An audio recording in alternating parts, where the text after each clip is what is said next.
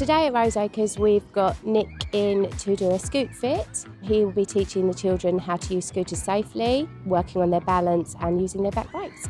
What we're trying to do is encourage more schools, children, young people and families to be able to scoot, walk and cycle to school rather than take them short car journeys that may provide congestion around the school gate. It's a really simple idea that we have. The children come into school, they play some fun games, they realise that actually using their scooter is a better way than sitting in the car, a more fun way, a healthier way.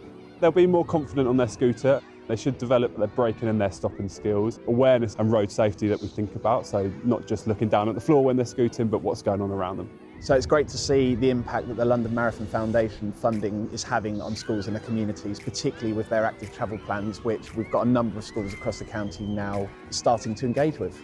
This not only helps with their fitness, but it also creates cleaner, greener air around the school. Traffic congestion can be quite busy at times, obviously first thing in the morning and at pick-up time, but it would be nicer and safer for the children to be scooting in or walking or cycling. We speak to teachers and they tell us that concentration and being outside and exercising has a knock-on effect, a better effect in their classroom work.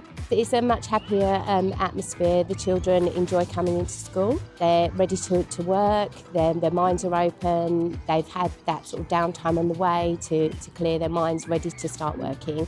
Not only makes them fitter and healthier, but makes their minds active too.